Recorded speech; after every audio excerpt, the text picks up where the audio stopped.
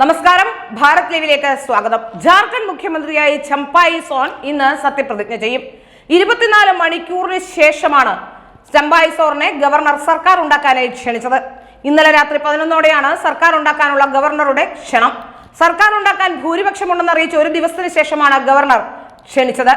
സർക്കാർ രൂപീകരണത്തിന് ഗവർണർ അനുമതി നൽകാൻ വൈകുന്നതിനെ തുടർന്ന് ജാർഖണ്ഡിൽ വലിയ നീക്കങ്ങളാണ് നടന്നത്. 24 മണിക്കൂറിലധികമായി നടന്നുകൊണ്ടിരിക്കുകയായിരുന്നു അത്തരത്തിലുള്ള നീക്കങ്ങൾ.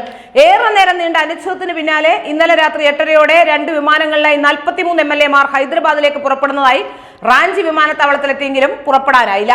MLA-മാർ വിമാനത്തിനുള്ളിൽ കയറിയെങ്കിലും മോശം കാലാവസ്ഥയെ തുടർന്ന് വിമാനത്താവളത്തിൽ നിന്നുള്ള എല്ലാ വിമാനങ്ങളും റദ്ദാക്കിയെന്ന് അധികൃതർ അറിയിക്കുകയായിരുന്നു.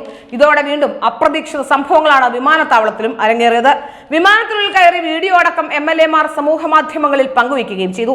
വിമാന സർവീസ് റദ്ദാക്കിയതിന് പിന്നാലെ MLA-മാർ വിമാനത്താവളത്തിന് പുറത്തേക്ക് വന്നു. കാലാവസ്ഥ അനുകൂലമായാൽ ഹൈദരാബാദിലേക്ക് പോകുമെന്നും നേതാക്കൾ വ്യക്തമാക്കി. അട്ടിമറി നീക്കത്തിന് സാധ്യതയുണ്ടെന്ന് ആരോപിച്ചാണ് വൈകിട്ടോടെ ചമ്പായി സോറനും MLA-മാരും റാഞ്ചി വിമാനത്താവളത്തിലെത്തിയത്. MLA-മാരെ BJP കൊണ്ടുപോകാനും അവരുടെ ക്യാമ്പിലേക്ക് കൊണ്ടുപോകാതിരിക്കാനുമുള്ള നീക്കത്തിന്റെ ഭാഗമായി സുരക്ഷിതമായ സ്ഥലത്തേക്ക് മാറ്റുന്നതിന്റെ ഭാഗമായാണ് ഹൈദരാബാദിലേക്ക് കൊണ്ടുപോകാൻ തീരുമാനിച്ചിരുന്നതെന്നാണ് വിവരം.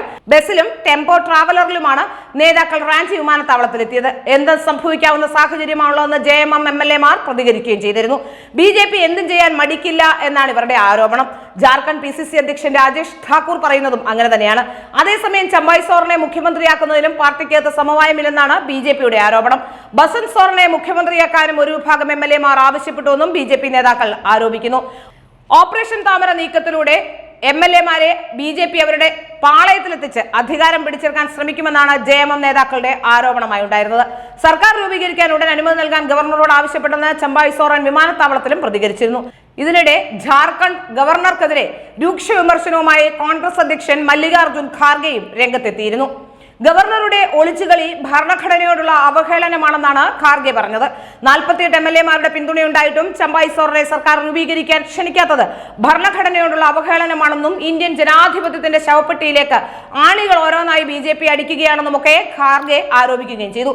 ജാർഖണ്ഡിൽ ചമ്പായി സോറനെ മുഖ്യമന്ത്രിയാക്കാൻ അനുമതി നൽകണമെന്നാവശ്യപ്പെട്ട് ഭരണകക്ഷി നേതാക്കൾ നൽകിയ കത്തിന് ഗവർണർ മറുപടി നൽകിയിരുന്നില്ല. 47 MLA-മാരുടെ പിന്തുണയുണ്ടെന്നാണ് കത്തിൽ അറിയിച്ചത്.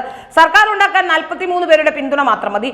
ED അറസ്റ്റിലായ ഹേമന്ത് സോറൻ രാജിവെച്ചതിന് പിന്നാലെയാണ് മുതിർന്ന JMM നേതാവായ ചമ്പായി സോറനെ മുഖ്യമന്ത്രിയാക്കാൻ മഹാസഖ്യം തീരുമാനിച്ചത്. കഴിഞ്ഞ ദിവസം രാത്രിയാണ് മുൻ മുഖ്യമന്ത്രി ഹേമന്ത് സോറനെ ED അറസ്റ്റ് ചെയ്തത്. ഭൂമി കുംഭകോണ കേസിൽ 7.5 മണിക്കൂർ ചോദ്യം ചെയ്ത ശേഷമാണ് ഹേമന്ത് സോറനെ ED അറസ്റ്റ് രേഖപ്പെടുത്തിയതും. അറസ്റ്റിന് തൊട്ടു മുമ്പ് സോറൻ രാജ്ഭവനിലെത്തി രാജിക്കത്ത് ഗവർണർക്ക് കൈമാറുകയായിരുന്നു.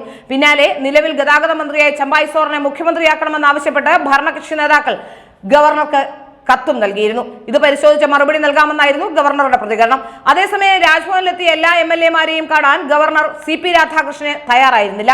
മുതിർന്ന JMM നേതാവും സാരായികേല മണ്ഡലത്തിൽ നിന്നുള്ള MLA-യുമാണ് ചമ്പായി സോറൻ. നേരത്തെ ഭാര്യ കൽപ്പന സോറനെ മുഖ്യമന്ത്രിയാക്കാൻ ഹേമന്ത് സോറൻ ശ്രമിച്ചിരുന്നെങ്കിലും പാർട്ടിക്കകത്തുനിന്നടക്കം എതിർപ്പുണ്ടായതിന് പിന്നാലെയാണ് തീരുമാനം മാറ്റിയത്.